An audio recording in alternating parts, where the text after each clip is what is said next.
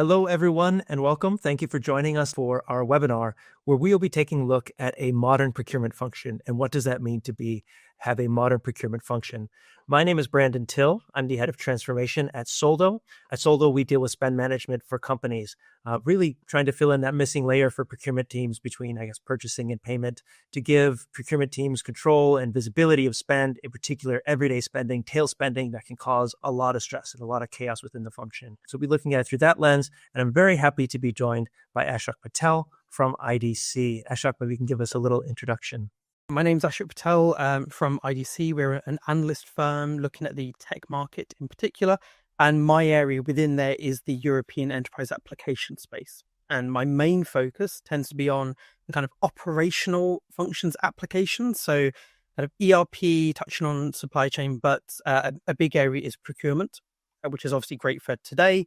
And it actually draws a lot on my experience as a buyer. I started my career as a buyer in the UK automotive industry. So being able to bring a couple of different hats to the table today with that experience, as well as my experience as an industry analyst looking at the software market and what's going on in the procurement functions around the world. That's great. We've been talking to Ashok. We met you a few years ago. I've gotten the chance to meet with you and to be able to break down this framework, to break it down of what does a modern procurement function look like within 3 elements. So maybe give us an intro. What are we looking at today? So we've broken it down into 3 kind of key areas. The first being the need for change. So what's really driving change within businesses at the moment, and what are buyers experiencing that makes this such an important topic to discuss at this point in time.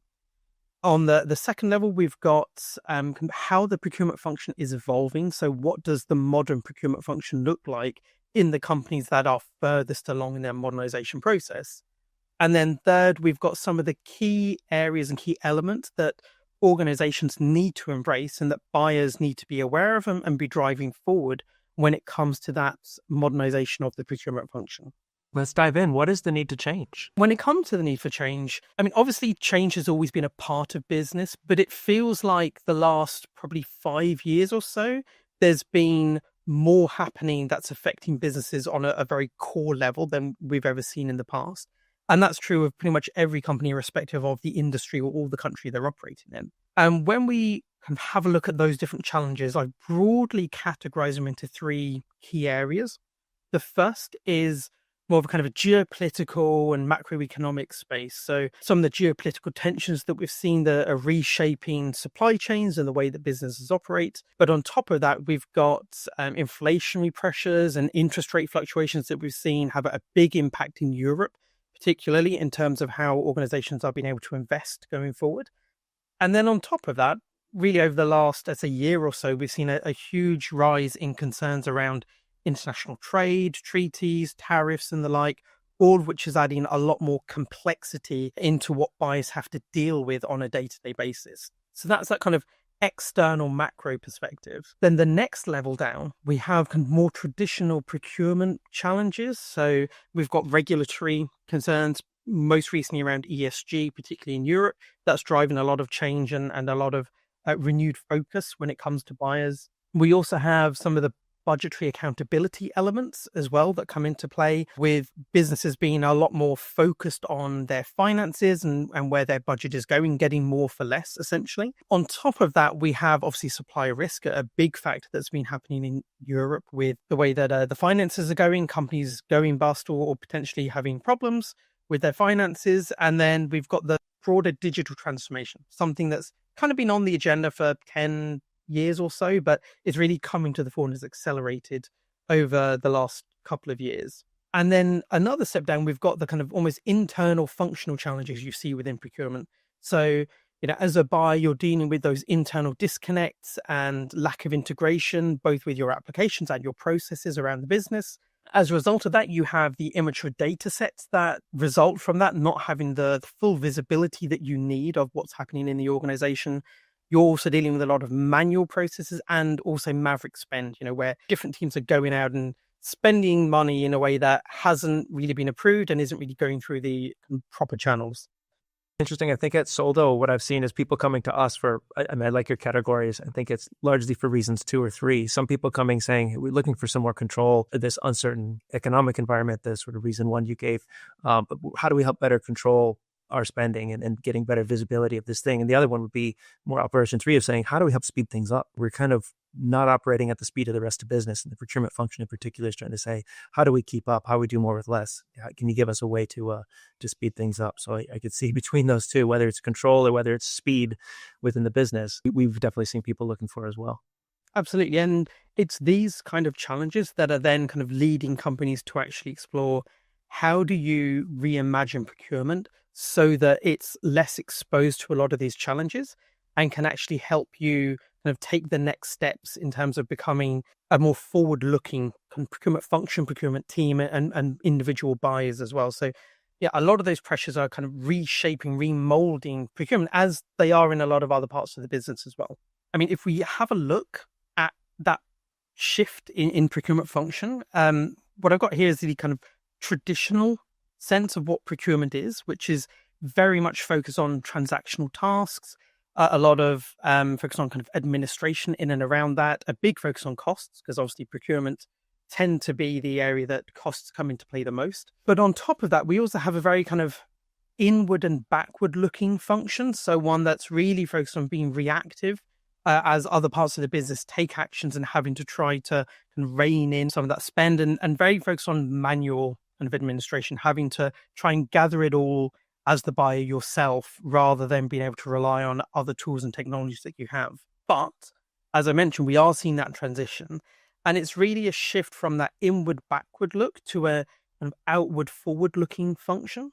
So one that is much more kind of focused on the kind of the big picture when it comes to strategy. And that's not just buying advice as we've got here, but also adding into that strategic thinking, strategic buying, strategic sourcing, all of those different elements. A big focus on being more proactive, buyers getting involved at a much earlier stage in the buying process. And ideally before the buying is even needed within that process, just to be able to give that advice and that insight as early as possible. And also focused on how to deliver value, not just cost, but also value to the business and the buyer. That makes sense. I've seen work with a customer of ours who was talking about how they were happy to be able to provide Solo as a modern solution for part of their procurement function. And they're really trying to put themselves on that roadmap of going from something they saw was quite reactive and being like, oh, now this has to go through procurement, to being that more of a partner and more of that strategic leader to the business, to saying, you know, it's a road, right? It's a path to get there. But moving from being just a process and a team that you need to go through that has to control costs and keep things under check, while that is important, to being something like you're saying, how do you help deliver actual value? How do you be a strategic partner and an advisor to the business? Exactly. It's that kind of shift of operational bottleneck to strategic facilitator within the business.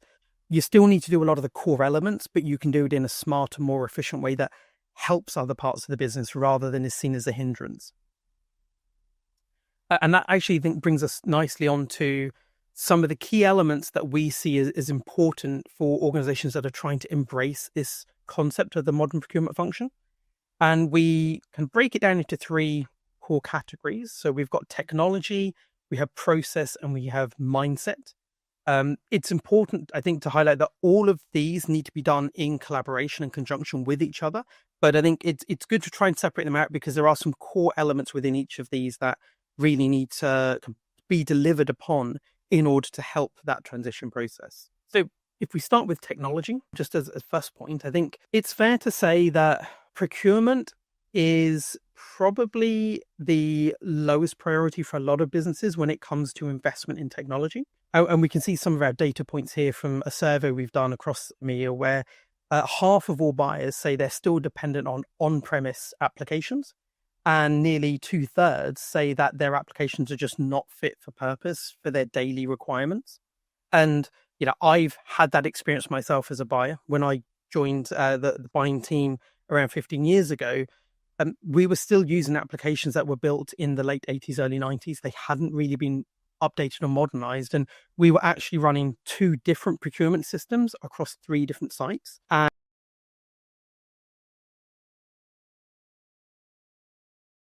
you had to remember, you know, which application was for which site to know exactly which type of interface you needed to use and what it could do. Some, for example, could backdate prices, others couldn't. And it does make it very complicated. Yeah, I see that. And I still think it's that you feel like, okay, we can just make this system work a little longer. We can make this system work a little longer, pushing these things. And eventually you get to a point where you start looking back and say, there's almost a procurement penalty or a productivity penalty, they should say, of being like, this is no longer something, even just because I can make it work, because procurement people are willing to jump through the hoops and make it work for the business. It's probably just slowing them down to a point of there's got to be a better way to do it. Absolutely. I mean, the reality is that with these numbers, they're the highest proportion across any part of the business, which I think goes to emphasize what you're saying. It's really the buyers that then have to try and make up the gap between what the applications do and what the business needs them to do. So investing in new applications is an essential part of that transition, because new applications can be more easily integrated. They can help buyers act faster, and they can provide much better insights for the buyer to help not just the buyer in their daily job, but also help the business as well. No, it makes sense. I think our two people, we hear about AI and AI coming. You mentioned there's been so much change in the last 5 years that's coming, but it's also, I think, you've got to be able to free up enough time to make a plan for this as well. And oftentimes, are you spending all of your time, are you already underwater processing enough POs, whereas your technology not freeing up enough time that you're able to consider what is the technology we replace first? What's the roadmap here in the digital transformation? Yes, absolutely. And I think kind of along with that transition to a new application, new technology, it's also worth, I think, highlighting that doing that alone probably won't generate the change that you want, because if you just do technology and you don't modernize your processes, you're not going to really make the most of those applications. So when we kind of think about that process side of things, we can see here that 70% of respondents to our survey have said that they expect there to be a major overhaul in their supply chain operations, which includes procurement over the next 5 years. So a massive shift that requires a lot of process modernization within these organizations as well, in which there is this push. You mentioned AI and this idea of embracing a great level of automation, and ideally intelligent automation as well, where the applications can take more of that administrative burden, as well as helping guide when it comes to things like dynamic sourcing. But then we also see things around data and data democratization, analytics, to provide greater insights to the buyer so that the buyer can make better buying decisions, but can also help the business make better decisions in its strategies as well. And then in addition to all of that, we kind of see this idea of building everything around some more updated modern frameworks and best practices, where they can lean on vendors such as yourselves to go, okay, what are people doing in this market who are kind of leading the way to try and gain a step above where they are at the moment? It makes what we use. I mean, I've been told that we're offering a technology that helps people with their processes. It makes sense that these pillars go hand in hand. Not one after another. They're kind of going at the same time, because we see too. It's not awareness. It's not that teams don't know our processes are slowing things down, or this would be a way to help the business or to help myself with a better process or technology to enable a process. It's about execution, and where do you start, and how do we find something that we're able to execute, not just knowing this is the problem, but this is where we need to start and where we need to move to. This is the specific process to modernize, or this is the legacy tool holding us back. Yes, absolutely. And I think especially when we think about tail spend, being able to embrace these different things and incorporate them into different parts of the organization, they provide key elements that help that tail spend be much more visible and much easier to control, I think, and much easier to understand, in a way that, buyers can go from spending 80% of their time managing that 20% of their spend to actually reversing that situation. It's one of those things that's almost feels like a necessary evil, like this, that the everyday buying the business has to do to operate, but it ends up consuming so much time, and it really can fall in procurement, at times finance as well, but spending so much of their time on what's ultimately not the strategic purchase. It's not where they want to be or should be spending their time, but they sort of have to get it done because there's no other way. So I think it's one of those areas of saying, if you can fix tail spend, does that help free up the time you need to be that strategic advisor, or to free up time and to do more from your position in procurement? Yes, absolutely. And I think with that also comes the next key element we see around mindset, because you can improve that transactional process, but I think you also need to redevelop the thought process within the business around who the buyer is to the business and what they can deliver to the business. And, we see that in a shift from cost to value when it comes to perceptions of buying. Just to be clear, that's not to say that cost is going to be disregarded as a metric. that's never going to happen. When it comes to buying, cost is always going to be a key element here. But it's more about exploring that cost as a given, but then also looking at the value that can be delivered to the business on top of that cost control when it comes to buying. So, being able to provide better insights to the organization, and the organization looking to the buyers for those insights, being able to use a lot of these new processes and technologies to reduce risk at the earliest possible stage, so that you have that visibility, you reduce it without it becoming a sticking point later on in the sourcing process. And then on top of that, we also see that the kind of buyers helping faster, better, more data-driven decision-making, not just within procurement, but also outside of the procurement and all the other stakeholders that are involved. Yeah, I love that the mindset is part of your framework in that you think it's easy to bring in another tool, bring in a new process, but really it does start with the mindset to me. And it's like, do you have this vision of what procurement should be to the business to unlock that position as a growth partner, as a strategic partner to the business, where it's not, oftentimes I think procurement can be blamed and ends up as a place where people look to say, oh, it got stuck in procurement, and that's the reason why it didn't go. And to have that mindset of we need to switch it around, and it doesn't happen overnight, but to start to think about how do we build that up is huge. Absolutely. And I think you're right. I think, being a buyer can often be a kind of thankless task, because you're told by the company you need to manage costs, and then you're told by everyone else that you're blocking everything from happening, everything that they need. And I think that's why kind of the second element I want to touch on in value is value to the buyer as well.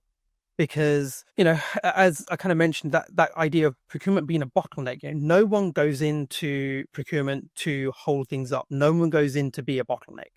The vast majority of buyers I know went into buying because they want to be able to help. They have a lot of strategic capabilities, but they don't have an opportunity to release those because of the administrative burden they're on.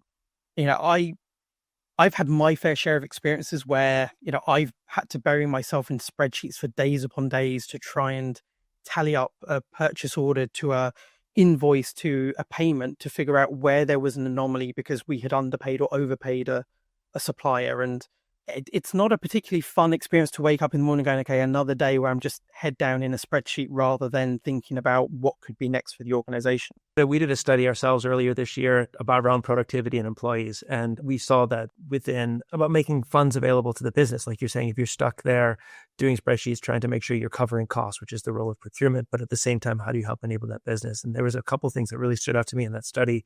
And one said that 39% of employees felt that just having access to their own money would make them more productive to be able to do more for the business. So that's, I think, if we look at that through that lens of value to the business, value to the buyer, it's freeing up that time for the procurement with work with something like Solo, but it's also them providing that value to the business.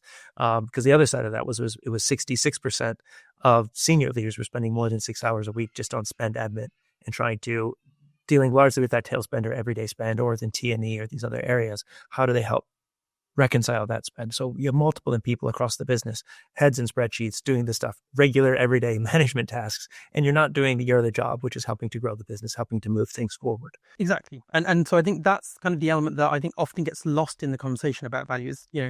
A buyer's time is as precious as anyone else in the company, and being able to take the time to go, okay, what do you want from your career? Do you want to be head down in spreadsheets and that's really it? Or do you want to have an element of growth, an element of strategy and strategic thinking that you can bring to the business? So that's why I've kind of included here, and actually to try and treat them essentially equally, where both become fundamental to that value discussion. At the end of the day, a happier buyer is more often than not a better buyer. They're a more efficient buyer, and they can contribute more in critical areas of the business to help the business grow and mature as it wants to, as opposed to being seen as that bottleneck. I love that. Not two separate things. It's one and the same, right? Happier buyers are better buyers. Exactly. And so I guess just to take it on to the next step, because I think it's great to say that all these things are what companies are doing, but from a buyer's perspective, how can you influence it? Because as I said, more often than not, if a buyer doesn't get involved, the business aren't really going to be taking the lead to get the buyer involved. It's one of those conundrums where the very same people that criticize procurement as the bottleneck will also be the first people to turn around and steer investment outside of procurement because they think another area is more valuable to invest in. So I think buyers can take a pretty significant role in driving things forward when it comes to modernization. And so we've got a handful of key action points, I think, that buyers can actually take forward with them to help shape their own destiny to some extent. So, when we think about technology, the reality is that buyers know better than anyone how bad their tools are and the limitations that their tools have and the impact it has on them as a buyer, the impact it has on the business. So it's therefore essential that the buyers take the lead in demanding better technologies. As you see everyone else getting all this investment in AI, in new cloud-based applications, well, buyers need to be in that discussion as well. They need to have the tools that enable them to help the business face the challenges it faces, that enable them to have visibility, to have control, to have automation, and advocate for those platforms as a kind of a key next step in the company's evolution. On top of that, we've also got the process, and this can be quite a tricky one because you're obviously involving people outside of procurement as well.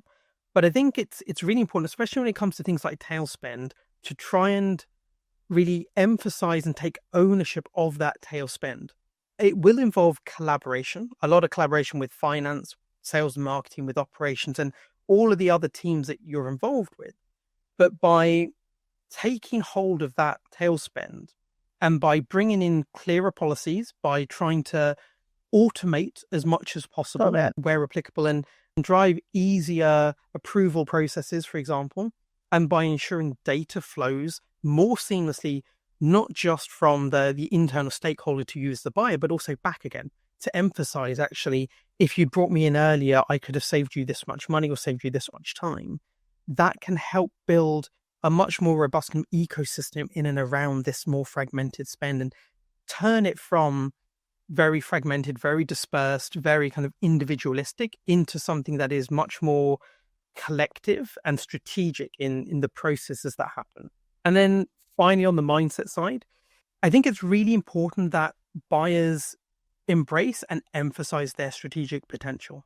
I think it's an area that a lot of the time businesses acknowledge when they want to, but try to kind of avoid when they need to. I think, if you're not just managing spend, you're not just spending that time on the administrative side of things, but you can actually help use the insights you have as a buyer and deliver value, not just focus on cost, then it helps that transition from other people in the business seeing you as a bottleneck to actually seeing you as a facilitator, and helps other people in the business to be able to make faster decisions, to be able to stay compliant much more easily, and to unlock value in tail spend. Because at the end of the day, it's a lot of time, it's their budget that you're spending, and you can help them spend less and do more with what they have. I love this as a framework and a good place to start. When we look at it at Soldo, we see oftentimes a challenge is there's that need to control costs, and that's always going to be part of procurement. But you can't control what you can't see. And the challenge with tail spend in particular is you don't see it until after it's happened. And people are there submitting receipts or these things. Oh yeah, that's in bounds, or that wasn't in policy. And you're always chasing it until if you're handling it as a reactive process, you're always going to be on that back foot playing catch up. And it makes it so hard to get to that strategic leadership point if you're not being more proactive on it. And that's where we're helping people to say, can we help you see? Can you give you that visibility into what's being spent through this system to proactively program cards for people and be able to give people money to handle that tail spend, but proactively control it? Because the other side of it is, you want to build a good process and you want to empower these people with streamlined approvals, with good policy. But if you don't trust the people, you can't really build an empowering policy on top of it. So how do you help build trust with the policy that's going to build in guardrails? Can you bring in that modern tool? What we offer at Soldo is a modern tool to say, yeah, we can help you streamline those approvals and ultimately enforce that policy ahead of time.